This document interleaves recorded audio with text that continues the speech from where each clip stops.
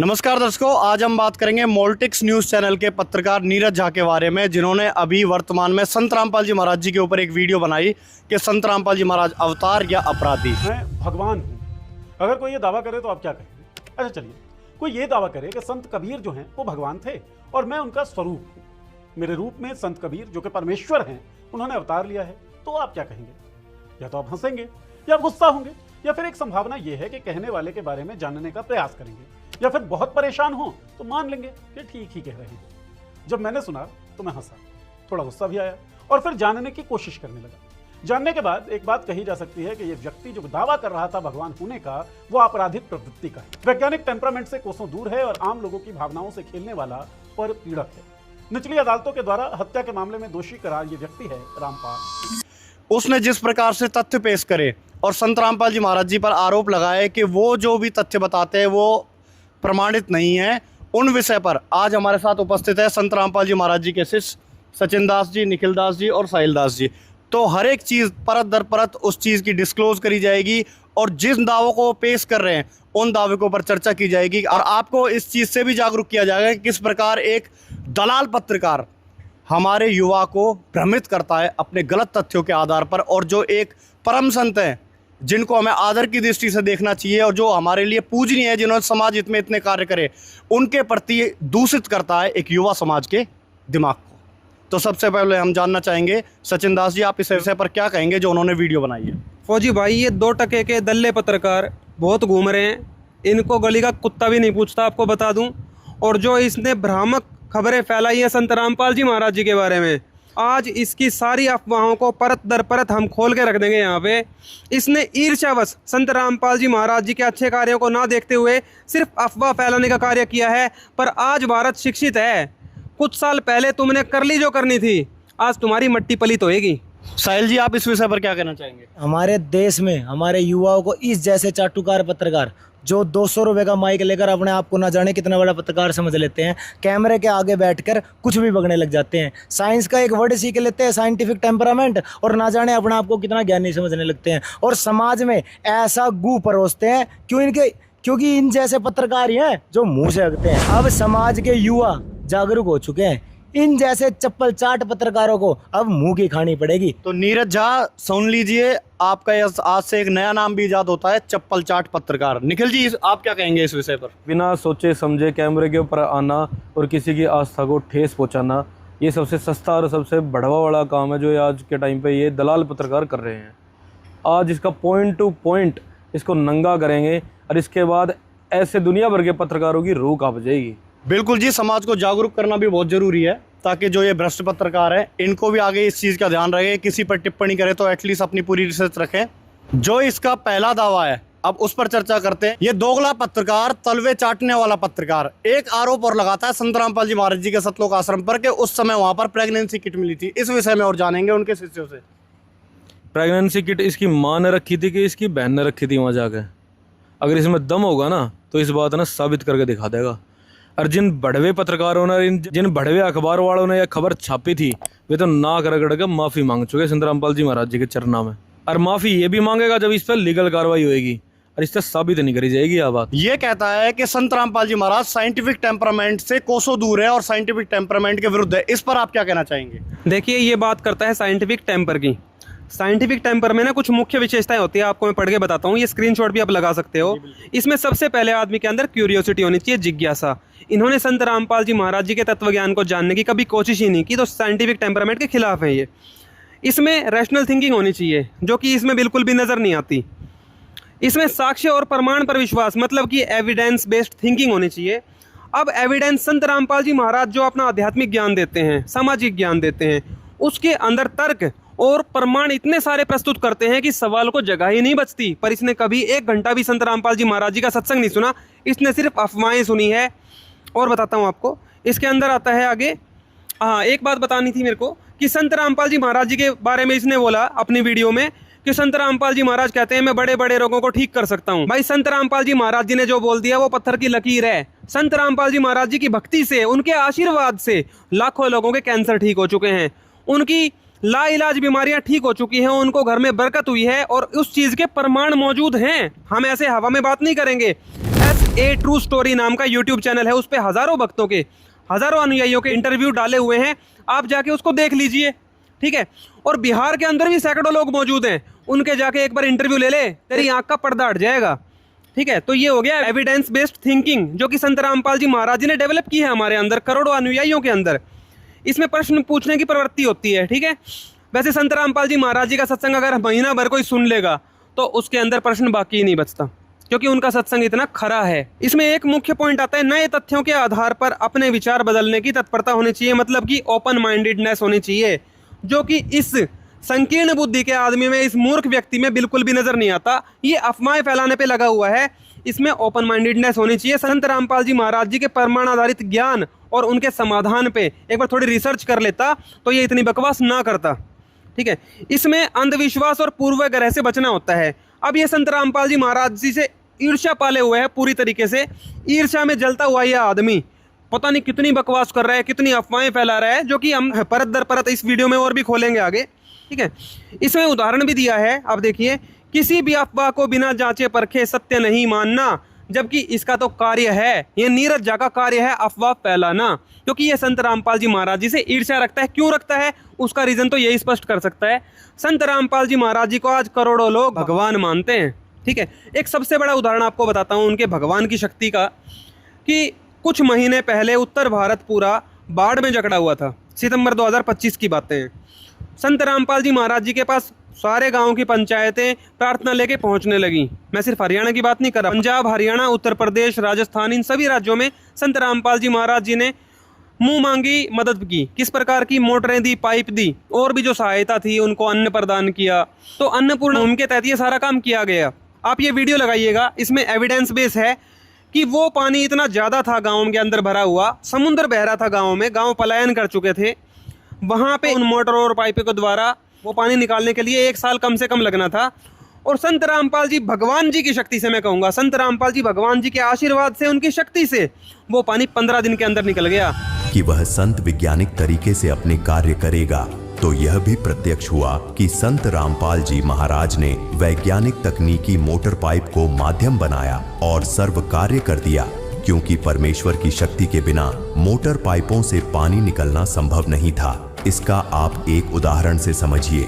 अगर एक गांव में ही 1000 एकड़ जमीन पर 5 फुट पानी भर जाए तो उसे निकालने के लिए इंसानी विज्ञान कितना छोटा पड़ जाता है। देखिए, अगर एक गांव का रकबा 1000 एकड़ हो और उसमें 4 से 5 फुट पानी भरा हो तो 400 गांवों में लगभग 4 लाख एकड़ जमीन जलमग्न थी। गणित कहता है कि 1000 एकड़ का पानी निकालने में 20 HP की एक मोटर को 4.6 साल लगेंगे। अगर पूरे 400 गांवों के समुद्र जैसे पानी की बात करें तो यह समय सदियों में बदल जाएगा। जहां बड़ी बड़ी सरकारें और तकनीक घुटने टेक दे, वहां कोई साधारण इंसान चमत्कार नहीं कर सकता।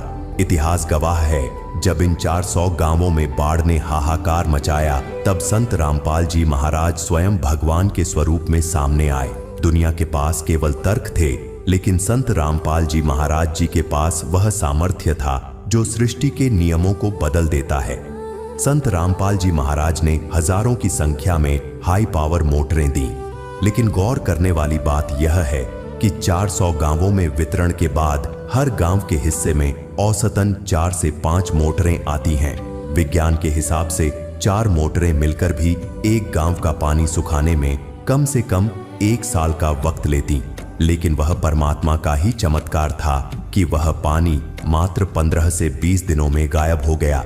यह इस बात का अटल प्रमाण है कि संत रामपाल जी महाराज ही वह पूर्ण समर्थ परमात्मा हैं, जिनके लिए कुछ भी असंभव नहीं है। उस गहराते हुए समुद्र को सोखना किसी मनुष्य के बस की बात नहीं थी, वह केवल भगवान ही कर सकते थे।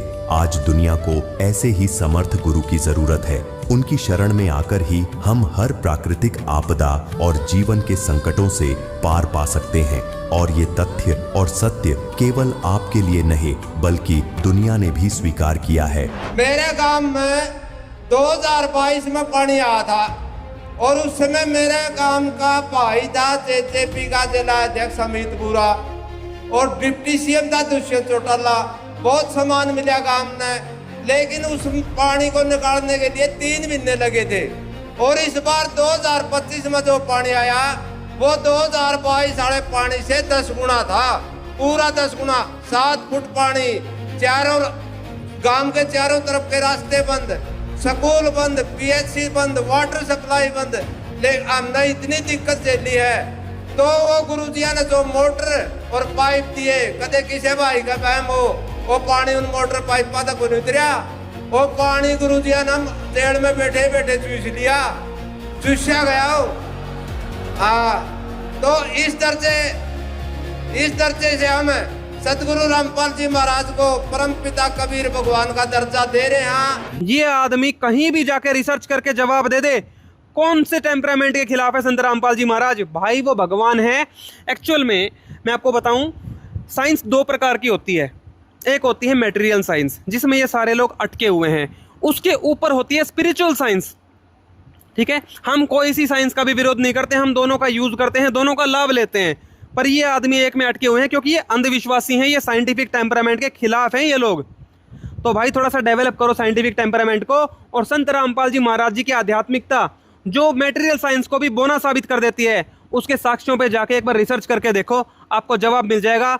और आज पढ़ा लिखा समाज खुद ही फैसला कर लेगा। ये नीरज झा जैसे चाटुकार पत्रकार ये है साइंटिफिक टेम्परामेंट के खिलाफ। संत रामपाल जी महाराज जी ने करोड़ों लोगों को साइंटिफिक टेम्परामेंट के अनुसार डेवलप किया है। आप इस विषय पर क्या कहना चाहेंगे? एक ऐसा दोगला आदमी जो साइंटिफिक टेम्परामेंट एक वर्ड को तो यूज करता है, लेकिन उसको खुद नहीं पता इसके वास्तविक अर्थ क्या है, और दूसरों को उस वर्ड के अनुसार यूज करके एक तरीके से निंदनीय कार्य करता है और दूसरों पर आरोप लगाता है। आपका इसमें क्या विचार रहेगा निखिल जी? इसने बिल्कुल भी रिसर्च नहीं कर रखी है कि संत रामपाल जी महाराज कैसा सत्संग प्रवचन करते हैं, उनका ज्ञान और सत्संग के अंदर क्या बताया जाता है। संत रामपाल जी महाराज एक एक अंधविश्वास का खंडन करते हैं, पूरे के पूरे पाखंडवाद का खंडन करते हैं। जादू टोना का पाखंडवाद, वास्तुकला का, तंत्र मंत्र का, भूत प्रेत का, हर प्रकार की मानसिक गुलामी और मानसिक डर से पाखंडी धर्मगुरुओं ने एक इंसान के मन के अंदर बनाया हुआ है, उससे आज़ादी दिलाते हैं संत रामपाल जी महाराज जी। उनके सत्संग प्रवचन तथ्यों से और एविडेंस से परिपूर्ण है। उनके सत्संग प्रवचन वेद के प्रमाणों से परिपूर्ण है। संत रामपाल जी महाराज जी का एक भी वचन शास्त्रों के विरुद्ध नहीं है। उनकी हर एक बात बिल्कुल लॉजिकल और प्रैक्टिकल है। संत रामपाल जी महाराज जी का एक एक शिष्य परमात्मा कबीर जी के एक एक आदर्श को अपने जीवन के अंदर उतारता है, उसके ऊपर चलता है। सभी जानते हैं कबीर जी के विषय के अंदर कि कबीर जी जैसे उनके दोहे बहुत ज़्यादा फेमस हैं। अगर पत्थर पूजे हरी मिले तो मैं पूजूं पहाड़, अर्थात है तो चक्की भली पीस खावे संसार। इससे ज़्यादा साइंटिफिक टेम्परामेंट की बात क्या हो सकती है? सभी की सभी हर प्रकार की आध्यात्मिक मान्यताओं को संत रामपाल जी महाराज जी का ज्ञान, उनको धार्मिक मान्यताओं को शास्त्रों की कसौटी के ऊपर परखता है संत रामपाल जी महाराज जी का ज्ञान। अब बात करते हैं ये साइंस की और साइंटिफिक टेम्परामेंट की। ये झोला छाप पत्रकार हैं, ये व्हाट्सएप यूनिवर्सिटी से पढ़कर आते हैं, इनको बिल्कुल भी नॉलेज नहीं है कि साइंटिफिक टेम्परामेंट वास्तविकता के अंदर होता क्या है। साइंस 2 प्रकार की होती है, जैसा कि सचिन जी ने बता दिया। मटीरियल साइंस भौतिक विज्ञान, और आध्यात्मिक साइंस जैसा कि कहते हैं स्पिरिचुअल साइंस कहते हैं जिसको। भौतिकता विज्ञान तो सिर्फ और सिर्फ एक मैटर के ऊपर फोकस करता है, वो सिर्फ भौतिक वस्तुओं की जानकारी प्रदान करता है। आध्यात्मिक साइंस हमें जानकारी देती है, आत्मा और परमात्मा के अस्तित्व की जानकारी देती है। आध्यात्मिक साइंस की एक शाखा है मटीरियल साइंस, भौतिक साइंस, वो उससे अलग नहीं है। इन दोनों सब्जेक्ट के अंदर कोई भी मतभेद भी नहीं है। संत रामपाल जी महाराज जी अपने सत्संग से बिल्कुल स्पष्ट करते हैं कि भौतिक विज्ञान और आध्यात्मिक विज्ञान में कोई भी विरोधाभास नहीं है। परमात्मा की ही देन है भौतिक विज्ञान। परमात्मा के दिए हुए पदार्थों के ऊपर ही उसकी खोज कर लेना, इसी को ही भौतिक विज्ञान कहते हैं। तो इन दोनों के अंदर कोई भी विरोधाभास नहीं है। लेकिन नीरज झा जैसे मूर्ख पत्रकार और इस जैसे कुछ बेवकूफ़ इंसान ये कुचेष्टा करते हैं भौतिक विज्ञान के अधूरे नियमों से आध्यात्मिक विज्ञान को आंकने की, जो कि कभी हो नहीं सकता, और परमात्मा का अस्तित्व कभी भी नकारा नहीं जा सकता। एक जादूगर एक जादू करता है, भौतिक विज्ञान उसको भी नहीं समझा सकता, उसको भी समझाने के अंदर असफल है। बड़े बड़े डॉक्टर, एम्स के डॉक्टर, जहाँ पे उन डॉक्टर फेल हो जाते हैं, आखिरी में वो एक ही बात कहते हैं कि भाई उस परमात्मा के आगे प्रार्थना करिए। और संत रामपाल जी महाराज जी की शरण में तो ऐसे करोड़ों उदाहरण हैं जो उनकी शरण में आ गए और जिनके एड्स और कैंसर जैसी लाइलाज बीमारियां ठीक हो गई। इसे कहते हैं आध्यात्मिक विज्ञान। और जो तत्वदर्शी संत होते हैं वो आध्यात्मिक विज्ञान के पूर्णतः ज्ञाता होते हैं, और वो सर्व ज्ञान का पूर्णतः ज्ञाता होते हैं। तो भौतिक विज्ञान के तो हाथ खड़े हो जाते हैं आध्यात्मिक विज्ञान के आगे। अब आप इस उदाहरण को देखिए, इसके साक्षात दृष्टा हैं ये बृजपाल ठाकुर, जो कि हरियाणा राजपूत सभा के अध्यक्ष हैं। इस जैसा अनपढ़ नहीं है, एक बहुत बड़ा डॉक्टर है और एक बहुत बड़ा हॉस्पिटल चलाता है और MBBS MD डॉक्टर को अपनी नौकरी के ऊपर रखता है। अब आप इसका इंटरव्यू सुनिए एक बार। बड़ी खुशी आपसे मिलकर। भगत रहा करते जी, मथुरा के हैं, तो एक गऊ रखा करता मैं, तो गऊ प्राण छोड़ेगी तो वो बोले जी हमें जगह दे दो माँ जी, स्मरण लाग जाए। वाह जी वाह। तो वो रहे जी 2013 से, तो 2013 में उसको मेडिकल कॉलेज में डॉक्टर ने जवाब दे दिया, भाई तेरे को कैंसर है 4th स्टेज पर, तू खत्म हो गया। वो जी 26 तारीख को आ गया जी, वो झोला खाया हो मक्के ज्ञान, उसका नाम राजेंद्र जी। राजेंद्र के बोला जी मैं तो कल जिम में भी सोची और मैं तो ठीक छू। मेरे पास MD जी, MBBS और MS सारे डॉक्टर मेरे पास अपना हॉस्पिटल कर रखा है। तो मैंने सारी रिपोर्ट दिया है, बोला ये बच्चे को 100% सच्चाई की रिपोर्ट मेरे पास रखती है आज भी। बताओ भाई भगवान। उसको कैंसर का 4th स्टेज था उसका। तो जी वो आपका अध्यक्ष जी, आपने हमारी घड़ी हिम्मत बढ़ा दी। क्या जनता दी हो रही है, सब भगवान के चमत्कार को भी नो पे पाखंड कर रहे हैं। ये हमारे पास 1000 प्रमाण है, आप नारे नारे देख लियो हमारे YouTube चैनल पे। बनना तो खुद मेरे पास 50 बेड का आपके सेवा से हॉस्पिटल है। बता। सारे डॉक्टर है, सारी लैब है मेरे पास। बता। और सारा चेक करा है जी वो, और वो आपका आशीर्वाद तो वो आप तो हमारे मील का पत्थर हो गए। लोग सुन लो अध्यक्ष जी की, सुन लो हमारी ना मान लो है। मेरे तो वो जो सबूत है ना, हाँ। मेरे पास वो पुख्ता सबूत है जी, क्या करूँ। बहुत महाराज जी मैं फिर जी भेजिया मैंने हॉस्पिटल में अपन मैं डॉक्टर को बोला मैं साई ले लड़ा डॉक्टर MD मैं चेक कर बोला जी, मैं अल्ट्रासाउंड को वो कर टेस्ट कराई, बोले तू ठीक है हमारे कैंसर 4th स्टेज है इसका कोई रिपोर्ट में। जय हो बुद्धि छोड़ भगवान करता है।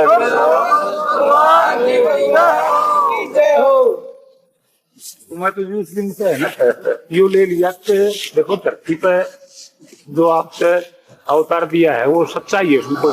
अभी आपने देखा, ये बृजपाल सिंह ठाकुर कोई अनपढ़ व्यक्ति नहीं है, ये बहुत बड़ा डॉक्टर है और अपना हॉस्पिटल भी चलाता है। अब इनका है साइंटिफिक टेम्परामेंट। इन्होंने एविडेंस देख के इस बात को मान लिया कि संतरामपाल जी महाराज भगवान है और संतरामपाल जी महाराज सब कुछ कर सकते हैं।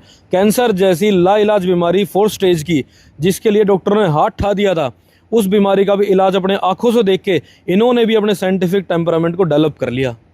और इस जैसे गधे मूर्ख दलाल पत्रकार ये सिर्फ व्हाट्सएप यूनिवर्सिटी से पढ़ते हैं और अपने जैसे मूर्ख व्यक्तियों को ये मूर्ख बना के रखते हैं। ऐसे दलाल पत्रकार सिर्फ कूतरक कर सकते हैं और मूर्खता भरी बातें कर सकते हैं। ये तो 10 बाय 10 के कमरे में रहते हैं, बाहर की दुनिया इन्होंने देखी ही नहीं है। कहते हैं कि पूरा विश्व आज विश्व युद्ध की कगार पर खड़ा है। पता नहीं ऐसे कितने देश हैं जो बिल्कुल बर्बाद हो चुके हैं, और ऐसे दुनिया भर के देश हैं, बड़े बड़े देश जिनके अंदर आते हैं US चाइना जैसे देश, जो परमाणु हथियार परमाणु युद्ध के लिए आतुर हैं। कभी भी परमाणु युद्ध शुरू हो सकता है और कभी भी मानवता के ऊपर बहुत बड़ा खतरा मंडरा रहा है और मानवता को ये समाप्त कर सकते हैं। आज ये साइंस का फॉर्मूला, भौतिक विज्ञान का फॉर्मूला फेल हो चुका है। और किस तरह संतरामपाल जी महाराज ऐसे घोर कलयुग के अंदर सतयुग की स्थापना करेंगे, और संतरामपाल जी महाराज पूर्णतः साइंटिफिकली कैसे उनका मूल मंत्र और कैसे वो क्वांटम फ्रीक्वेंसी वैज्ञानिक दृष्टि से इस पूरे के पूरे विश्व को बदलेंगे, इस पूरे के पूरे विश्व के अंदर कलयुग के अंदर सतयुग की स्थापना करेंगे। इस वीडियो को देखिए आप एक बार। दर्शकों, इस वैश्विक अशांति के अंधेरे को केवल संत रामपाल जी महाराज ही अपनी तत्व ज्ञान की रोशनी से मिटा सकते हैं। उनके पास वह अजब गजब और अचूक फॉर्मूला है जिससे 100% शांति संभव है। उस फॉर्मूले का मूल मंत्र है मन, कर्म और वचन से स्वप्न में भी किसी का बुरा न सोचना। जब एक इंसान को जीवन जीने का यह वास्तविक फॉर्मूला समझ आ जाता है तो उसके भीतर एक क्रांतिकारी बदलाव आता है। वह न केवल बुरा करना छोड़ देता है बल्कि बुरा सोचना भी बंद कर देता है। और दर्शकों, यहीं से शुरू होता है असली परिवर्तन। जैसे ही इंसान की सोच बदलती है, उसकी क्वांटम फ्रीक्वेंसी यानी सूक्ष्म ऊर्जा की आवृत्ति भी बदलने लगती है। जब करोड़ों इंसानों की यह फ्रीक्वेंसी एक साथ सकारात्मक होने लगेगी, तब विश्व से नफरत और युद्ध स्वतः ही समाप्त हो जाएंगे। यह विश्व शांति का वह मॉडल यानी यानी ढांचा है जिसे संत रामपाल जी महाराज धरातल पर उतार रहे हैं। हमने किसी का बुरा नहीं करना, ये नोट कर लो। जिस दिन हमने ये सोच ली कर नाश करा इसने बुरा करे, उसी दिन मारा होना शुरू हो जाएगा। ये फार्मूला शुरू पे था, मैं शुरू से ही फार्मूले पे चला हूँ मालिक के को। दर्शकों, यही वह यूनिवर्सल नियम, सार्वभौमिक नियम है जिसके आधार पर विश्व शांति संभव है, जब हर इंसान अपने विचारों और कर्मों की जिम्मेदारी लेना सीख जाता है। और दर्शकों, यही क्रांतिकारी बदलाव आज संत रामपाल जी महाराज के माध्यम से अत्यंत तीव्र गति से हो रहा है। आज हम प्रमाण के साथ यह दिखा रहे हैं कि महाराज जी द्वारा कही गई एक एक बात सत्य के पर्वत की तरह अडिग स्थापित हो रही है। और वो इसलिए है क्योंकि संत रामपाल जी के पास शब्द शक्ति है, द पावर ऑफ वर्ड।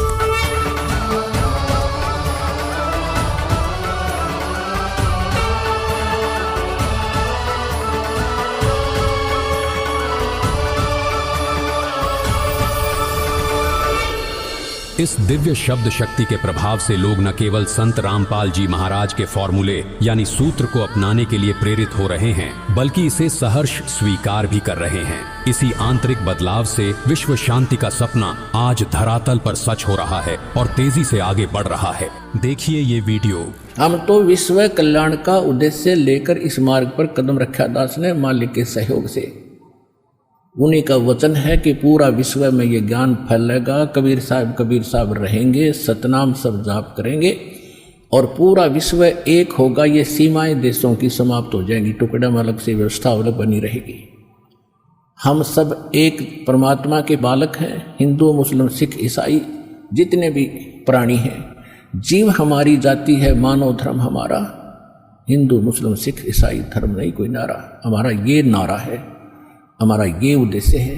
और ये भगवान ने कह रखा है कि ऐसा होगा जब हम भगवान के लिए तो भटक ही रहे हैं, भगवान के लिए हम भिन्न भिन्न बने, कोई ईसाई बना, कोई मुसलमान बना, कोई सिख बना, कोई हिंदू बना। और भगवान जब हमें सामने पिक्चर होगी तो हम भगवान के लिए फिर एक भी बनेंगे, इसने कोई रोक नहीं सकेगा। और शांति होगी, ये आपसी झगड़े खत्म होंगे, धर्म के झगड़े खत्म होंगे, सीमाएं के झगड़े खत्म होंगे। दयानंद सरस्वती की किताब सत्यार्थ प्रकाश पर टिप्पणी करते हुए रामपाल ने दयानंद सरस्वती को गंजेड़ी, भंगेड़ी, नशेड़ी ये सब कुछ बोल दिया। समाज सुधार का तो आसपास भी नहीं, स्वयं भांग खावें पीवें, तम्बाकू सूंघे, अबरक पारे की गोली खावें, तम्बाकू खावें। रामपाल ने इस किताब की व्याख्याओं को सिरे से गलत बता दिया। आर्य समाज के लिए यह किताब पवित्र ग्रंथ की तरह है। 12 जुलाई 2006 को करौथा में जो सतलोक आश्रम था रामपाल का, उसके बाहर हजारों की भीड़ जमा हो गई और रामपाल के अनुयायियों, फॉलोअर्स तथा आर्य समाज के समर्थकों के बीच हिंसक झड़प हो गई। इस हिंसा में झज्जर जिले के गांव बागपुर के रहने वाले युवक सोनू की गोली लगने से मौत हो गई और 61 लोग घायल हुए। पुलिस ने आश्रम को सील कर दिया और रामपाल सहित 38 लोगों के खिलाफ धारा 302 हत्या, 307 हत्या का प्रयास, 120 बी आपराधिक षड्यंत्र, 148, 149 और आर्म्स एक्ट के तहत केस दर्ज कर लिए। रामपाल को गिरफ्तार कर लिया गया। सचिन जी, ये तो संत रामपाल जी महाराज जी के केसेस के बारे में बकवास करता है, इसके साइंटिफिक टेम्परामेंट के बारे में थोड़ा बताओ कि किस आधार पे इन टिप्पणियों को करता है संत रामपाल जी महाराज जी के बारे में। भाई, केसों की इस दलाल पत्रकार को कोई जानकारी नहीं है। इसको किसी ने 500 रुपए का लॉलीपॉप दिया है, वो चूस के और ये फिर आ गया न्यूज बनाने। इसको कोई भी जानकारी नहीं है। सन 2006 के अंदर संत रामपाल जी महाराज जी ने आर्य समाज के प्रवर्तक महर्षि दयानंद की पुस्तक सत्यार्थ प्रकाश का पोस्टमार्टम कर दिया। उसमें घर घर वैश्यालय खोलने की स्कीम बनाई हुई थी। अभी दिखाऊंगा आपको 2-4 चीजें उसमें ऐसी ऐसी घिनौनी बातें। संत रामपाल जी महाराज जी ने कहा ये एक पुस्तक समाज में रहने लायक नहीं है। ठीक है, दूसरी तरफ तो ये कहते हैं पवित्र पुस्तक है। उसकी पवित्र पुस्तक अभी दिखाऊंगा, अपने घर में लागू करे। ये इसको कह रहा हूँ नीरज झा को अपने घर में ये वैश्यालय खुलवा के दिखवा दे, इस पुस्तक के अनुसार मान जाऊंगा इसको कि ये भी पक्का आर्य समाजी है। पर जिस हिसाब से वो चाटुकारिता करते हैं, क्या पता लागू भी कर दे, इस विषय में क्या कहेंगे? अरे भाई, अभी दिखाऊंगा, वो कर भी सकता है, जिस तरीके के काम कर रहा हो सकता है इसके घर में लागू होगी हो। अभी दिखाता हूँ आपको, पर पहले ये सुनो कि सन 2006 में संत रामपाल जी महाराज जी ने तो ये कर दिया, ये पुस्तक खोल के दिखा दी। अब उन नकली आचार्यों ने भीड़ को जमा किया। अगर इसमें कोई गलत बात संत रामपाल जी महाराज जी ने की तो कोर्ट में जाते, कोई ऐसा प्रशासनिक कार्य करते, पर नहीं। उन्होंने क्या करा, भीड़ को बरगलाया और संत रामपाल जी महाराज जी के आश्रम पे अटैक करवाया। और अटैक की गवाही ये खुद दे रहा है, देख लो। ये हमलावर खुद अटैक की गवाही दे रहा है। ये वीडियो लगाओ यहाँ पे। महाराणे तो रात में भी नहीं हटे। जब रामपाल एक मिनट, जब रामपाल पे हमला करने हम गए ना, मजाक नहीं, हमारी पूरी फौज पैदल निकले, हम कई व्हीकलों में, कई गाड़ियों में, और दूर पहुंचे। पर कोई भी किसानों को पाई बांटते हैं उसकी सारी माफ हो जाएगी, ऐसे नहीं हो सकता। गलत बिल्कुल। जब आप कलम कर देंगे जब बकवास करी तो। और ये आप ये भाई नोट करने लग रहा है, डीएससी हमारे जो डीसी साहब है, इनको हम आग्रह करते हैं और सरकार को भी आग्रह करते हैं, इनकी जबान पर लगाम लगा दे, ताला लगा दे, वरना ये दिन दूर नहीं होगा, फिर दोबारा वो हंगामा हो जाएगा। ये तो खुद एक्सेप्ट कर रहे हैं कि जी हमने हमला करा था। बिल्कुल भाई, इन्होंने हमला करा था, इन पे करो कार्रवाई। संत रामपाल जी महाराज जी पर पॉलिटिकल दबाव होने के कारण केस बना दिया उनके अनुयायियों पर और उन पर, और लगभग 1.25 साल वो जेल में भी रहे, फिर उसके बाद बाहर भी आ गए। पर आपको एक बार ये दिखा दे कि मामला चला कहाँ से था। ये पुस्तक देखो, सत्यार्थ प्रकाश, ये बिल्कुल वाहियात पुस्तक है सत्यार्थ प्रकाश। ये लिखी है इस नशेड़ी दयानंद सरस्वती ने, जिसको ये चाटुकार पत्रकार नीरज जा क्या कह रहा है, पवित्र पुस्तक है, अपने घर में लागू करता होगा ये इस तरह के नियम। अभी दिखाता हूँ। इसके चौथे समोल्लास में आ जाओ, देखो पेज नंबर है 85। ठीक है, ये देख कहाँ से छपी है, ये भी देख लो एक बार। ये कहेंगे तुमने छापी है, नहीं है हमारी। ठीक है, इसमें आ जाओ पेज नंबर 85 पे। इससे पूछा पुनर्विवाह में क्या दोष है। अगर किसी का पति मर जाए तो वो पुनर्विवाह ना करे, किसी दूसरे आदमी से शादी नहीं करे। ठीक है, ये कह रहा है पुनर्विवाह नहीं करना, तो करना क्या है, ये कह रहा है नियोग करके संतानोत्पत्ति कर ले, मतलब किसी अड़ोसी पड़ोसी से सेक्स कर और बच्चे पैदा करे। ठीक है, अगर ये मर गया या मान ले इसका बाप मर गया तो इसकी माँ बच्चे पैदा करेगी पड़ोसी से, या इसकी पत्नी कर लेगी, इसकी बहन कर लेगी। ये जवाब देगा नीरज झा। और देख, और दिखाता हूँ भाई, ये देखियो, ये प्रश्नकर्ता कह रहा है यह नियोग की बात व्याभिचार के समान दिखती है। व्याभिचार समझ लो आप, ठीक है, वैश्यावृत्ति जैसी। कह रहा है नहीं, नियोग में व्याभिचार पाप लज्जा न मानना चाहिए। ये नशेड़ी कह रहा है दयानंद कि नियोग में कोई शर्म मत करो, सब करो, अपने अड़ोसी पड़ोसी सेक्स करो और औलादे पैदा करो। और देखो वो फिर कह रहा है कि परंतु यह वैश्या के सदृश कर्म दिखता है। ये देख ले नीरज, देख ले, अपने घर वैश्यालय खुलवा लेगा क्या ये पुस्तक पढ़ के। वो प्रश्नकर्ता खुद कह रहा है ये वैश्या के समान कर्म दिखता है, और नशेड़ी मना कर रहा है नहीं। और देख ले, फिर कह रहा है हमको पाप मालूम पड़ता है, कह रहा है नियोग में कोई पाप है ही नहीं। और देख ले भाई, आपको नियम दिखाता हूँ एक दो जो कि कोई भी नहीं कर सकता। ये कह रहा है एक स्त्री और पुरुष कितने नियोग कर सकते हैं, मतलब एक स्त्री अपने पति के अलावा कितने और खसम करेगी बार के। ये देख कितना लिखा है, 11वें पुरुष तक स्त्री नियोग कर सकती है, मतलब एक औरत अपने 11 अड़ोसी पड़ोसियों से संतान उत्पत्ति करेगी। और देख ले भाई, नियोग मरे पीछे ही होता है या जीते जी भी हो जाता है। ये देख, इसके नियम पढ़ लेना, घर घर वैश्यालय खुलवाने थे इनको तो। अब ये पढ़ना भाई, विवाहित स्त्री जो विवाहित पति धर्म के अर्थ प्रदेश गया हो तो 8 वर्ष, विद्या और कीर्ति के लिए गया हो 6 वर्ष, धन कमाने गया हो तो 3 वर्ष बाट देख के पश्चात नियोग यानी सेक्स करके संतान उत्पत्ति कर ले। कह रहे हैं किसी का पति कमाने गया है बाहर और 3 साल में ना आए तो अड़ोसी पड़ोसी से बच्चा पैदा करना है। और देख ले, जब विवाहित पति आवे तब नियुक्त पुरुष छूट जावे, फिर उसके बाद वो अपने घर और पति घर पे आ गया। वैसे ही पुरुष के लिए भी नियम है। और देखो, जो स्त्री अप्रिय बोलने वाली होवे, किसी की पत्नी कड़वा बोलती है, प्यार से नहीं बोलती, तो वो उसको तुरंत छोड़ के दूसरी स्त्री से नियोग करके सेक्स करके संतान उत्पत्ति कर लेवे, वो अपनी पड़ोसन के पास जाएगा। ऐसी कौन पड़ोसन होगी जो किसी को अपने घर पे बाढ़ के और सेक्स करेगी। ये देख ले, ये लिखा है कि करेगी संतान उत्पत्ति। और देख ले भाई, देखियो इस भंगेड़ी के नियम वैश्यालय खुलवाने के घर घर। जो पुरुष अत्यंत दुखदायक हो तो स्त्री को उचित है कि मतलब किसी पत्नी की और पति की आपस में ना बनती हो तो पत्नी क्या करेगी, वो तुरंत उसको छोड़ के दूसरे पुरुष से नियोग करके अड़ोसी पड़ोसी से सेक्स करके संतान उत्पत्ति करके उसी विवाहित पति के दाएं भागी संतान कर लेवे, पड़ोसी के बच्चे पैदा करेगी पड़ोसी से, और फिर क्या करेगी, अपने पति की संपत्ति में उसको हिस्सा दिलवाएगी, दाएं भागी बनाएगी। और फिर पढ़ लो कितने तक खत्म करेगी बार भी अड़ोसी पड़ोसी। एक स्त्री व पुरुष कितने नियोग कर सकते हैं, ये पढ़ लो, 11वें पुरुष तक स्त्री नियोग कर सकती है, 11 खत्म करेगी। और देख लो भाई, ये नियम भी देखना भाई, जब एक विवाह होगा, एक पुरुष को एक स्त्री और एक स्त्री का एक पुरुष रहेगा, तब स्त्री गर्भवती होवे। भाई सबकी स्त्री प्रेग्नेंट होती है, ब्याह करते किस लिए है, संतान उत्पत्ति के लिए।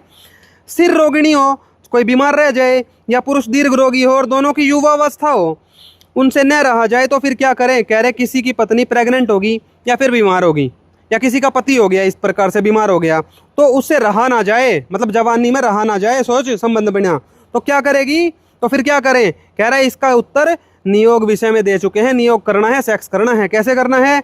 जब गर्भवती स्त्री से 1 वर्ष पर्यंत समागम न करने के समय में पुरुष से न रहा जाए तो किसी विधवा से नियोग कर, उससे सेक्स कर और उसके लिए पुत्रोत्पत्ति कर दे। मतलब किसी अड़ोसन पड़ोसन के घर जा और उसके लिए पुत्रोत्पत्ति कर दे।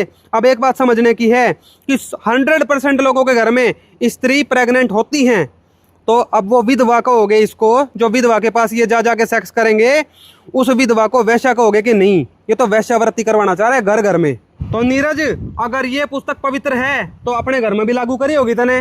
फिर अपनी माँ से ये पूछना पड़ेगा तेरे को कि अगर तेरे पापा मम्मी की कभी लड़ाई हो गई हो, इतिहास में कभी भी चेक कर लिए, तो फिर तो तेरी माँ को या फिर तेरी वाइफ इस नियम को लागू करना चाहे तेरे से लड़ाई होने के बाद, तो अड़ोसी पड़ोसी 11 खत्म कर लेगी। तू बता दे, अपने घर में इस पवित्र पुस्तक को कर सकता है लागू? बताइए एक बार इस बात को। और क्या कह रहा था कि संत रामपाल जी महाराज जी ने इस पवित्र पुस्तक को लिखने वाले को नशेड़ी क्यों कह दिया? ये भी देख लो नशेड़ी क्यों कह दिया। अब ये देखना महर्षि दयानंद कितना बड़ा नशेड़ी था। महर्षि दयानंद सरस्वती का जीवन चरित्र, आर्ष साहित्य प्रचार ट्रस्ट, और ये देख लो आर्य समाजियों का छापा हुआ है, हमारा नहीं है। इसमें पेज नंबर 50 पा जाओ। सन 1856 में क्या करा इसने? दुर्गा कुंड के मंदिर पर जो चांडालगढ़ में था वहां पहुंचा। वहां इसने क्या करा? चावल खाने बिल्कुल छोड़ दिए, दूध पर निर्वाह करके रात दिन क्या करता था? दुर्भाग्य से इस स्थान पर मुझे एक बड़ा व्यसन लग गया। ये दयानंद सरस्वती के अपने वचन हैं। अर्थात मुझको भंग सेवन करने का अभ्यास पड़ गया और प्राय उसके प्रभाव से मैं मूर्छित हो जाया करता था। भांग के नशे में पड़ा रहा था दिन रात यो। और देख लो अपने चेलों को भी सलाह देकर गया है, ये भी देख लो, अपने चेलों को सलाह दे गया है, ध्यान लगाया करो भांग पी के। ये भी देख लो भाई एक बार। और सुन ले चाटुकार नीरज, जब तू भी महर्षि दयानंद के पद चिन्हों पर चलना चाहता है तो रोज दो तोड़ा भांग पीनी पड़ेगी तने। ये देख, बाबू शिव गुलाम प्रसाद ने स्वामी जी से पूछा कि मन एकाग्र करने का कोई उपाय बतलाइए। स्वामी जी ने कहा कि तुम 2 तोला भांग पी लिया करो, फिर ध्यान खूब जमेगा। और ये कौन से सन की बात है? ये भी देख लो। और ये बात है सन 1879 की। इसके 4 साल बाद ये मर गया था।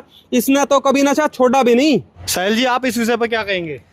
भाई ये काहे का घंटाले का पत्रकार है, ये 200 रुपए में चप्पल का चाटने वाला संत रामपाल जी महाराज जी से ईर्ष्या रखता है, स्पष्ट दिख रहा है। ये बात करता है साइंटिफिक टेम्परामेंट की, और ये सत्यात प्रकाश कहाँ से तेरे को साइंटिफिक टेम्परामेंट को फॉलो करने वाली लग रही है? हम नहीं कहते, लेकिन क्या अगर तेरी बहन विधवा होती है, तू क्या 11 पुरुषों के साथ अपनी बहन को करवाएगा, सेक्स करवाएगा? अरे नीच आदमी, तू इस पुस्तक को पवित्र पुस्तक बता रहा है, और जिसमें अमृत ज्ञान, जिसमें मोक्ष ज्ञान भरा हुआ है, उस ज्ञान गंगा को तू ईर्ष्यावर्ष गलत बता रहा है। तू कहीं से भी साबित करके दिखा दे कि ये तेरी सत्यानाश प्रकाश कहाँ से साइंटिफिक टेम्परामेंट को फॉलो करती है। इसमें ऐसी ऐसी बकवास लिखी हुई है जो साइंस के बिल्कुल खिलाफ है। इसमें महर्षि नशेड़ी दयानंद जो अपने शिष्यों को 2-2 तोला भांग पीने के लिए कहता है, वो क्या लिख रहा है कि सूर्य पर आदमी रहते हैं, और साइंस क्या कहती है? सूर्य से हजारों किलोमीटर दूर तक भी आदमी नहीं जा सकते, फूंक कर राख कर देगी। अब यो तेरा फूफा महर्षि दयानंद भांग पी के ऐसी ऐसी बात कर रहा है, और तू 200 रुपए लेके चप्पल चाट आदमी, तू संत रामपाल जी महाराज जी से ईर्ष्या करता है और उनकी निंदा करता है, और इसको कहता है कि ये पवित्र पुस्तक है। कहाँ से साइंटिफिक टेम्परामेंट फॉलो करने वाला है तू? निखिल जी, इस पवित्र पुस्तक के बारे में आप क्या कहोगे? अब इसका ये गुरु दयानंद भंगेड़ी तो सिद्ध हो ही गया है, प्रमाण आप सभी को दिखाई दिया है। सत्यार्थ प्रकाश पुस्तक का भी पूर्णतः विरोध करते हैं, आर्य समाज की इस विचारधारा का भी पूर्णतः विरोध करते हैं। लेकिन इस जैसे दल्ले पत्रकार को अगर ये चीज़ पसंद है तो भाई फिर तो इनका खानदानी शौक है। देखिए निखिल जी, इसमें एक बात और आती है। ये दयानंद सरस्वती की एक बात और लिखी हुई थी कि जिस प्रकार विवाह होता है ढोल नगाड़े के साथ, ये कह रहे हैं कि नियोग भी ढोल नगाड़े के साथ होना चाहिए। तो क्या, मुझे तो ऐसा लगता है जब इसको ये पवित्र पुस्तक कह रहे हैं, कहीं अगर इसके परिवार में करना पड़ा तो क्या ये ढोल नगाड़े के साथ नियोग कर पाएंगे या नहीं कर पाएंगे, या फिर अनाउंसमेंट करेंगे अपने परिवार में? देखो जी, हमने तो स्पष्ट कर दिया है कि हम तो इस पुस्तक का पूर्णतः विरोध करते हैं, लेकिन फिर भी इस फर्जी पत्रकार को ये बड़ी पवित्र लगती है, तो ये जरूर हो सकता है कि ऐसा करना इनका खानदानी शौक हो। दर्शकों, हम आगे बढ़ेंगे अगले केसेस की ओर। उससे पहले आपको एक चीज़ क्लियर हो चुकी होगी कि जो सत्यानाश प्रकाश जिसको ये पवित्र पुस्तक कह रहा है, ये वास्तविकता में एक सत्यानाश प्रकाश है, और ये गदानंद सरस्वती द्वारा लिखी गई है, जो समाज को एक तरीके से दूषित करती है। हमारे युवा जो लड़के लड़कियां हैं, उनकी मानसिकता को भी एक तरीके से ख़त्म कर देती कि वो सही सभ्य विचार अपने रख पाएँ। तो आपने देख लिया, ये पुस्तक संत रामपाल जी महाराज जी ने बता दी कि भाई इसके अंदर जो स्कीम है घर घर वैश्यालय खुलवाने की, ये किसी भी समाज में लागू नहीं करी जा सकती।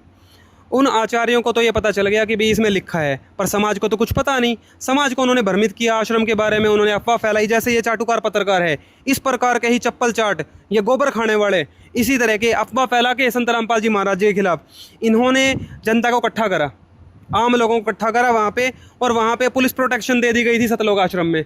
तो बाहर इन्होंने एक आदमी को मार दिया। ये मैं कह पा रहा हूँ क्योंकि 2006 में जो केस लगा था वो 2022-23 के अंदर पूरा खारिज हो चुका है। संत रामपाल जी महाराज जी और उनके अनुयायियों को बाइज्जत बरी किया गया है, तो हत्या किसी ने तो की है।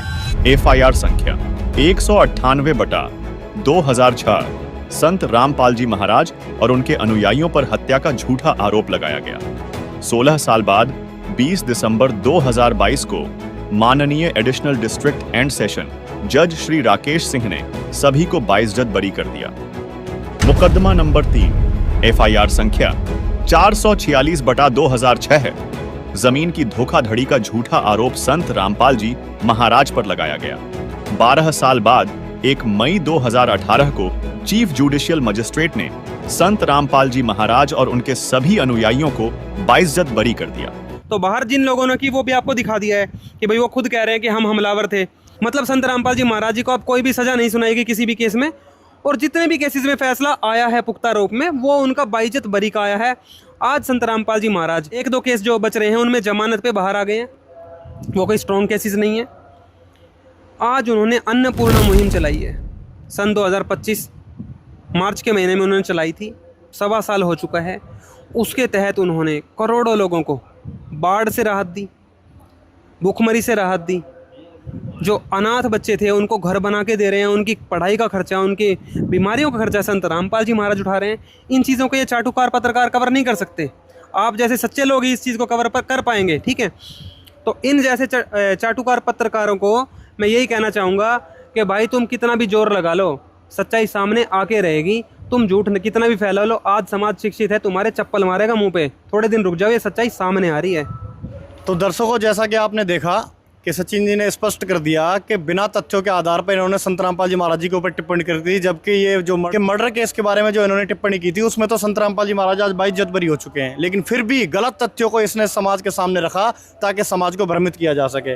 अब अगले केस के बारे में बात करेंगे जो इन्होंने बंधक बनाने के बारे में कहा था। निखिल जी, इस विषय में आप बताइए। इस फर्जी पत्रकार को इतना भी नहीं पता, ये अपने अखबार और न्यूज़ में नहीं पढ़ता। संत रामपाल जी महाराज अगस्त 2017 के अंदर FIR नंबर 427 बंधक बनाने के मामले में अपने अनुयायियों को बंधक बनाने के मामले के अंदर बाइज्जत बरी आ चुके हैं कोर्ट से। मुकदमा नंबर 7 FIR संख्या 427/2014 संत रामपाल जी महाराज और उनके अनुयायियों पर संगत को बंधक बनाने का आरोप लगाया गया। 29 अगस्त 2017 को माननीय न्यायालय ने सभी को बाइज्जत बरी कर दिया। मुकदमा नंबर 8 FIR संख्या 426/2014 आरोप लगाया गया कि संत रामपाल जी महाराज और उनके अनुयायियों ने पब्लिक सर्वेंट को उसकी ड्यूटी परफॉर्म करने से रोका। पुलिस इस केस को साबित नहीं कर पाई और 29 अगस्त 2017 को माननीय न्यायालय ने सभी को बाइज्जत बरी कर दिया। अब ये हरामजादा का कोर्ट से बड़ा हो गया। क्या इसने इस फैसले को, इस न्यूज़ को नहीं सुना था? जो ये गलत फैक्ट को यहाँ पे बोल रहा है कि संत रामपाल जी महाराज ने अपने अनुयायियों को बंधक बनाया। कोर्ट के अंदर भी ये साबित नहीं हो पाया कि संत रामपाल जी महाराज ने अपने अनुयायियों को बंधक बनाया। कहीं से भी ये साबित नहीं हो पाया। बाइज्जत बरी हुए संत रामपाल जी महाराज। इन बातों को 7-8 साल हो चुके हैं और ये बड़वा आज इस बात के ऊपर वीडियो बना रहा है। ये बातें स्पष्ट करती हैं कि ये ईर्ष्या से, राग द्वेष से भरा हुआ है, या फिर इसने किसी से दलाली ली है, चप्पल चाटी इसने किसी ने इसकी जेब भरी है, जब जाके इसने ये वीडियो बनाई है। और ये बात करता है साइंटिफिक टेम्परामेंट की। क्या फैक्चुअल है ये? कहाँ से फैक्चुअल है ये? कहाँ से इसके फैक्ट्स हैं?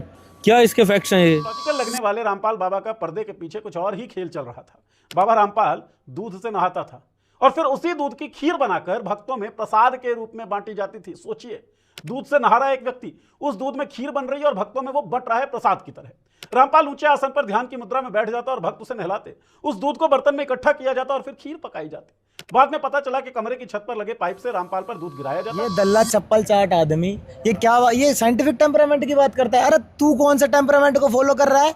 तूने कौन से तथ्य के आधार पर, कौन से प्रमाण और कौन से तर्क के आधार पर ये इल्जाम लगाया कि संत रामपाल जी महाराज दूध से नहाते थे? और तू क्या सुनी सुनाई बात कुत्ते की तरह भोग रहा है और तू AI की वीडियो बनाकर कि संत रामपाल जी महाराज दूध से नहाते वो लगाते हैं। ऐसे तो हमने भी तेरे गाँव के लोगों से, हमारे सूत्रों से पता चला है कि तू और तेरा बाप 500 रुपए में ग्राहक लेके आते हो और धंधा करवाते हो अपनी माँ और बहन से। तू AI की वीडियो लगा रहा था, ये देख AI की वीडियो। लाओ जी लाओ, 500 रुपए टारगेट जद्दा है। अगर यही सत्य है तो ये भी सत्य है फिर, लेकिन हम ऐसा नहीं कहेंगे क्योंकि हम संत रामपाल जी महाराज जी के शिष्य हैं। हम तथ्य और प्रमाण के साथ चलते हैं क्योंकि संत रामपाल जी महाराज है जो साइंटिफिक टेम्परामेंट को पूर्णतः डेवलप कर रहे हैं। और तेरे जैसे नीच आदमी जिन्हें साइंटिफिक टेम्परामेंट का मतलब नहीं पता, अगर पता होता तो फॉलो तो करते। तेरे जैसे तो चप्पल चाट है, जेब में कोई 500 का नोट डाला है तो उसकी चप्पल चाटने लग जावे, और 200 का और डाल दे तो दूसरी भी चाटने लग जावे। और तेरे मुंह पर स्पष्ट दिख रहा है जो बात 8-8, 10-10 साल पहले खत्म हो चुकी है और संत रामपाल जी महाराज भाई इज्जतवरी हो चुके हैं। मैंने तो ऐसा लगा है नशेड़ी के चल ले आए होंगे तेरे दौरे और तेरे जेब में डाल के 200 रुपए चले गए। जब भी तू इस सत्यानाश प्रकाश ने तू पवित्र बता रहा है, तू बता तू करवा देगा, बोलो भेज देगा अपनी बहन ने 11 पुरुषों के दौरे। अरे नीच आदमी, इन पैसों के चक्कर में तू अपने जूत टिकवा लेगा जनता से। वो दिन दूर नहीं, सत्य सबके सामने होगा और आज हो भी रहा है। तो सुन भाई चाटुकार पत्रकार, जो तथ्य संत रामपाल जी महाराज जी के शिष्य ने बताया उसे कान खोल के सुन ले और नोट कर ले अपनी डायरी में कि भविष्य में दोबारा तेरे से ऐसी गलती ना हो। बाकी सचिन जी एक और टिप्पणी करता है संत रामपाल जी महाराज जी पर कि जब भाई पुलिस आई तो संत रामपाल जी महाराज बाथरूम में छुप गए थे। इस विषय पर आप क्या कहोगे? सुन ले भाई, हमारे आत्मा के पिता हैं हमारे गुरुदेव भगवान, और जो तू उन पर लांछन लगा रहा है ना, या तो इसका सबूत दे या फिर सुन ले वो जो रेट की बात हुई थी ना 500 रुपये वाली, हो सकता है ऊपर नीचे हो पर मुझे तो नाजायज ही लगता है। तेरे बाप का हो सकता है पुराना वो गंदा रहा भी हो। जो AI वीडियो आई थी मन तो ठीक लगी वो, बाकी तू जवाब दे दिए वो ठीक करना है। 1000 रुपये दो, नया ज़माना है, फिर अंदर जाओ। चलो लाइन से आगे आओ। और सुन, संत रामपाल जी महाराज शेर हैं शेर, ठीक है? ये देख वीडियो लगाना, ये अपने सभी शिष्यों को आशीर्वाद दे के और बाइज्जत गए हैं। इसने एक पुस्तक की और बात करी है साहिल जी, शैतान बना भगवान। इस पर आप क्या कहेंगे? भाई ये पुस्तक शैतान बना भगवान, ये किसी इस जैसे नीरज झा जैसे नीच आदमी द्वारा, ईर्ष्यालु आदमी द्वारा लिखी पुस्तक है। इसकी एक भी बात ना तो प्रमाणित है। अगर ये नीरज झा अगर एक बाप की औलाद है तो तू साबित करके दिखा दे कि ये पुस्तक ये इसमें लिखी, एक भी बात साबित करके दिखा दे कि वे प्रमाणित है। अगर नहीं कर पाया ना तो तू भी जो सत्यार्थ प्रकाश में लिखा है ना कि 11 पुरुषों से नियोग करके वो बच्चे उत्पन्न कर सकती है, तो तू भी उन 11 में से किसी एक का होगा। साबित करके दिखा। ये सारी बकवाद है और ये किसी ईर्ष्यालु द्वारा लिखी पुस्तक है। दर्शकों, इसका एक सवाल और था कि अगर कोई कबीर साहब को परमात्मा बताएगा तो सबसे पहले उसे हंसी आएगी, क्रोध आएगा, या फिर हो सकता है कि वो उसके बारे में जानकारी निकाले। तो ये कहता है जी मुझे हंसी भी आई, क्रोध भी आया और मैंने इस बारे में जानकारी मिली तो पता चला जी कबीर को परमात्मा किस बेस पे कह दिया। और संत रामपाल जी महाराज खुद को भी परमात्मा कहते हैं। इस विषय पे आप क्या कहेंगे कि कबीर साहब का अवतार बताते हैं? भाई पहले बताऊं, पहले तो मैंने इनके घर की पूजा देखी। इसकी बहन की ID पे ये वीडियो पड़ी हुई है, लगाओ एक बार। इसमें देखो ये लिंग की पूजा करते हैं इनके परिवार वाले। हंसी तो मेरे को आ रही है। इनको तो ये भी नहीं पता कि भगवान के मुख कमल का ध्यान किया जाता है या भगवान के चरण कमल का ध्यान किया जाता है। ये तो भगवान के लिंग का ध्यान करते हैं। जो शिव जी का लिंग उन ऋषियों ने काट दिया था दारूवन के अंदर, उसकी ये पूजा करते हैं। वो कथा जाननी है तो चले जाना, दारूवन की कथा ऐसे न्यूज़ में पड़ी हुई है, देख लेंगे ये, ठीक है? तो हंसी तो इनको तब आनी चाहिए। और ये मूर्ख सवाल करता है हम पे, इसको तो भगवान की परिभाषा भी नहीं पता। ये तो भगवान को एक मूत्रेंद्रीय मान का पूज लेते हैं। संत रामपाल जी महाराज जी ने बताया भगवान कोई सींग लगा के नहीं आता। भगवान के आने की परिभाषा तो हमारे सदग्रंथों में बताई है। वो गुरु रूप में आता है, वो संत रूप में आता है, वो भगवान कबीर है। और कबीर भगवान कैसे है उसके लिए हमने पहले ही वीडियो बना के इफेक्टफुल सचिन पे डाली हुई है, ये वाली लगा देना एक बार इसमें। पहले हिंदू धर्म के सबसे माननीय ग्रंथ पे आते हैं जो है वेद। ये आर्य प्रकाशन के हैं जी। कांड नंबर 4, अनुवाक नंबर 1, मंत्र नंबर 7 आपको पढ़ के दिखाएंगे। यो अथर्वाणम पितरम देव बंधुम बृहस्पतिम नमसाव च गच्छात त्वम विश्वेशाम जनिता यथा से कबीर देवो न दभायत स्वधावान। कि संसार की उत्पत्ति करने वाला जिसमें माता के और पिता के गुण हैं वो कबीर देव है। इस पे एक बार फोकस करके दिखाओ जी, कबीर देव है वो। ये फिर से ध्यान से देख लो, कबीर देवो न दभायत स्वधावान, वो परमात्मा कभी दभायत अर्थात धोखा नहीं देता। ये वही वेद का श्लोक है जिसके अर्थ में बाद में बनाया गया था, त्वमेव माता च पिता त्वमेव बंधुश्च सखा त्वमेव विद्या च द्रविणम त्वमेव सर्वम मम देव देव। ये है कुरान शरीफ, पवित्र कुरान शरीफ, जिसको आज पूरे विश्व में अरबों मुस्लिम भाई हैं जो इसको बिल्कुल अपने हृदय में रखते हैं। देखिए इसमें प्रमाण, इसमें आप आ जाइए सूरत फुरकानी नंबर 25 आयत नंबर 52 से 59 के बीच में पढ़ेंगे, 3 बार परमात्मा का नाम लिखा है। ये देखिए 52 नंबर आयत है, 25 की 52, फला तु तेल काफिरिन व जाहिदुम बिही जिहादन कबीरन। ये देख लो अल्लाह का नाम क्या लिखा है, कबीरन। अब ये अर्थ कर देते हैं, वो चीज अलग अर्थ में नहीं जाएंगे, ये बड़ा अर्थ कर देते हैं, ग्रेट बड़ा बोल देते हैं।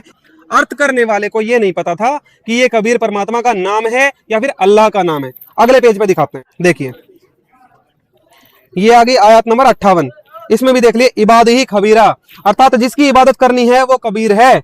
और देख लो ए रहमानु फसल बिही खबीरन, और यहाँ पे देखो परमात्मा के गुण बताए थे, यहाँ पे मीनिंग दिया हुआ है, पूरा अर्थ करके दिया हुआ है इसका। जिसने आसमानों और जमीन और जो कुछ उनके बीच में है सबको 6 दिन में पैदा किया, फिर तख्त पर जा विराजा, वह अल्लाह बड़ा। और यहाँ साफ लिखा है खबीरा, ये देख लो खबीरन। तो वो ये अर्थ करते हैं बड़ा, जो कि कबीर शब्द लिखा है उसको ये समझ नहीं पा रहे, खबीर शब्द को समझ नहीं पा रहे। तो ये अल्लाह का नाम भी यहाँ पे भी क्लियर हुआ कि मुस्लिमों का भी अल्लाह कौन, कबीर, जो हिंदुओं का भगवान कबीर देव कहा गया था। ये आदि श्री गुरु ग्रंथ साहिब है, और इसमें आ जाओ आप, ये पढ़ लीजिए आप, नानक जी की वाणी है, राग तिलंग महला, यक अर्ज गुफ्तम पेश तोदर गोस्कून करतार। ये ध्यान से देखना, करतार मतलब भगवान, हक्का कबीर मतलब अमर कबीर, करीम तू दयालु हैं आप, बेऐब परवरदिगार। यक अर्ज गुफ्तम पेश तोदर गोस्कून करतार, हक्का कबीर करीम तू बेऐब परवरदिगार। जो निर्विकार परमात्मा है वो हक्का कबीर अमर कबीर हैं, वो दयालु हैं। पवित्र बाइबल को मानने वाले इस दुनिया में आज सबसे ज्यादा हैं। आज आपको दिखाते हैं पवित्र बाइबल से, यह है द ऑर्थोडॉक्स जूइश बाइबल। ये जूइश बाइबल है जो कि बहुत ही पुराना संस्करण है। इसमें आयुब के 36 के 5 में पढ़ के देखिए आप, 34 के 17 में यहाँ कबीर वर्ड है, देख लीजिए। और यहाँ पे कबीर का इन्होंने मीनिंग किया है ब्रैकेट में, द माइटी वन, जो समर्थ प्रभु है, सब कुछ करने में समर्थ। इसी के 24वें में देखिए कबीरिम, यहाँ भी लिखा है माइटी मैन, समर्थ प्रभु। और 36 के 5 में देखिए यहाँ तो क्लियर ही कर दिया, C L is Kabir. L को आप सर्च करके देख लेना, एल का मतलब है भगवानों का भगवान, अर्थात सबसे बड़ा भगवान, अर्थात परमेश्वर, वो कौन है, कबीर। और सभी सदग्रंथों की डिटेल्स के साथ अगर जानना है कैसे सृष्टि बनी, कैसे कबीर भगवान ने बनाई और वो कबीर भगवान कैसे है, तो ये 2 वीडियो कोई भी जाके देख सकता है, संपूर्ण सृष्टि रचना और कलयुग में सतयुग की शुरुआत भाग 5 और 6। इन वीडियोस को देख के एक मूर्ख से मूर्ख व्यक्ति भी समझ सकता है कि कबीर इज गॉड। और भाई आपको एक और राज की बात बता दूं, तत्वदर्शी संत रामपाल जी महाराज जी के रूप में आज कबीर भगवान मौजूद हैं। 1997 के अंदर संत रामपाल जी महाराज जी का मोक्ष कर दिया कबीर भगवान ने, उनकी भक्ति पूरी हो चुकी थी और उनके रूप में आज वो लीला कर रहे हैं। और ये बात कबीर सागर में 600 साल पहले ही वो बता के गए थे कबीर भगवान, और वो चारों युगों में आते ही रहते हैं, वो है कबीर भगवान। तो आगे बढ़ते हैं, अंत में निखिल जी आप क्या कहना चाहोगे? एक बार ये इंस्टाग्राम पे हमें एक रील मिली है, इस रील को देखिए आप एक बार।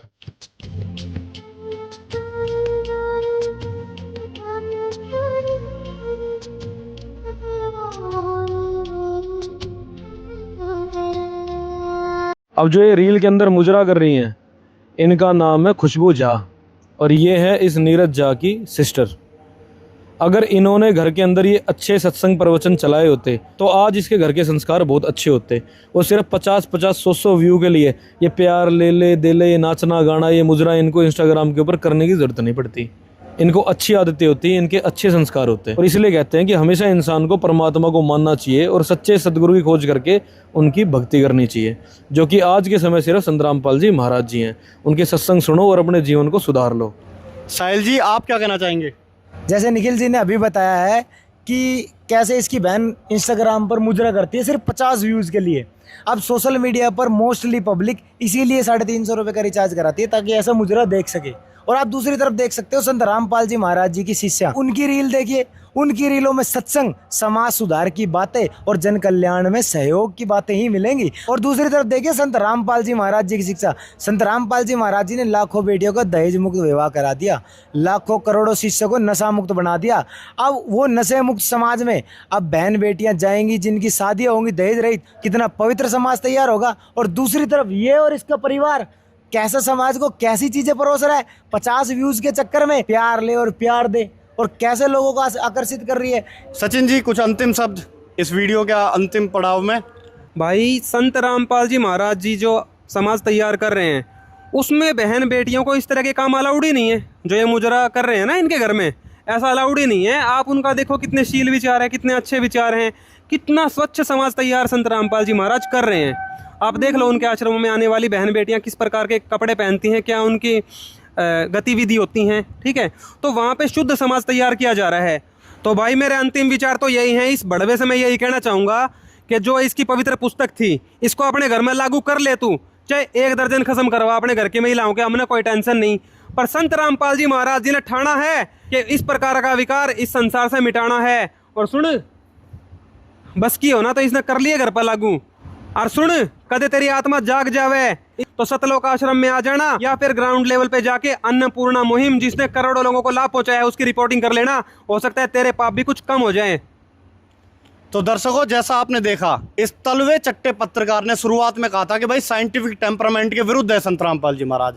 जैसे जैसे इसके द्वारा बताए गए तथ्यों की या झूठे आरोपी की हमने जांच पड़ताल की तो हमें मिला इसका साइंटिफिक टेम्परामेंट क्या है। इस तलवे चट्टे पत्रकार का साइंटिफिक टेम्परामेंट है अपनी बहन से मुजरा करवाना, एक 300 रुपये का रिचार्ज करा के इंस्टाग्राम पे, ताकि कुछ कमाई हो। इसकी बहन का लोगों से प्यार मांगना, 150 करोड़ आबादी है, कितनों से प्यार मांगेगी, पागल हो जाएगी। इस तलवे चट्टे पत्रकार का अपनी माँ बाप, क्योंकि ये महर्षि दयानंद की पवित्र पुस्तक कहता है ना, उन पे 11-11 आदमी के साथ नियोग करवाना, ये है इसका साइंटिफिक टेम्परामेंट। शंकर के गुप्तांग लिंग की पूजा करवाना, ये है इसका साइंटिफिक टेम्परामेंट। तो भाई इसे तू ही रख, अपने घर में लागू करवा। और तेरी एक भी बात साइंटिफिक टेम्परामेंट पे, कोई भी फैक्ट पे खरी नहीं थी, सारी की सारी झूठ थी, जो ये तुझे खुद भी पता है। जिन आकाओं के तलवे चाट के तूने पढ़ाई स्क्रिप्ट पढ़ी है ना, दोबारा उसके तलवे चाट लिए, वहां जहर लग चुका है, तू भी मर जाएगा सुतरे। क्योंकि तेरे जैसे आदमी जो निकम्मे नीच है ना, जो एक पूर्ण संत जिसने समाज सुधार के लिए इतने कार्य करे, उनकी निंदा करता है, उनको तो गर्भ में ही मर जाना चाहिए, उनको जीने का भी अधिकार नहीं है। जब ये वीडियो देखेगा ना तो शायद तेरी आंखें खुल जाएं और तू माफ़ी मांगे तो तेरा कुछ शायद बात बन जाए ना। तो याद रखिए, अभी तो सिर्फ शुरुआत है, इतना रगड़ देंगे कि तेरी साइंटिफिक टेम्परामेंट ही भूल जाएगा। और सुन, ओ बड़वे दल्ले, तेरे बस की है ना उतनी वीडियो बना, और तेरी ऐसे ही ऐसी तैसी करी जाएगी सच्चाई के साथ। ये तो सिर्फ शुरुआत है, देखता जा कितनी वीडियो बना बनाकर तेरे इस साइंटिफिक टेम्परामेंट की धज्जियां उड़ाते हैं। और जो तेरे बाप दादा तुझे लिखी लिखाई स्क्रिप्ट देते हैं ना, और जिनके पास तू धंधा करवाने के लिए भेजता, ऐसा हमारे सूत्रों ने बताया है, हम भी उन पे विश्वास करते हैं कि तू अपनी बीवी से भी धंधा करवाता होगा, मॉलिटिक्स में किसी के पास भेजा होगा, तब तुझे ओहदा मिला होगा जिस पे तू अधाधुंध आंख पे पट्टी बांध के तथ्यों को, मुझे लगता है कल सुबह ही उठा था तू 2-4 दिन पहले, और जो स्क्रिप्ट आई अपने पापा से वो पढ़ के सुना दी। तो ये भी तेरी आदत सुधार देंगे, तुझे ऐसा बना देंगे कि ज़िंदगी में कदे तू भूल जाएगा कि मुझे पत्रकारिता भी करनी है, चाटुकारिता, तलवे चाटना सब भूल जाएगा। एक ऐसा आदमी बन जाएगा जो 1000 बार सोचेगा कि भैया मैं जो कह रहा हूँ वो सही है या नहीं, अपने तथ्यों को ही 100 बार चेक करेगा। और ये तो सिर्फ शुरुआत है, आगे आगे देख होता है क्या।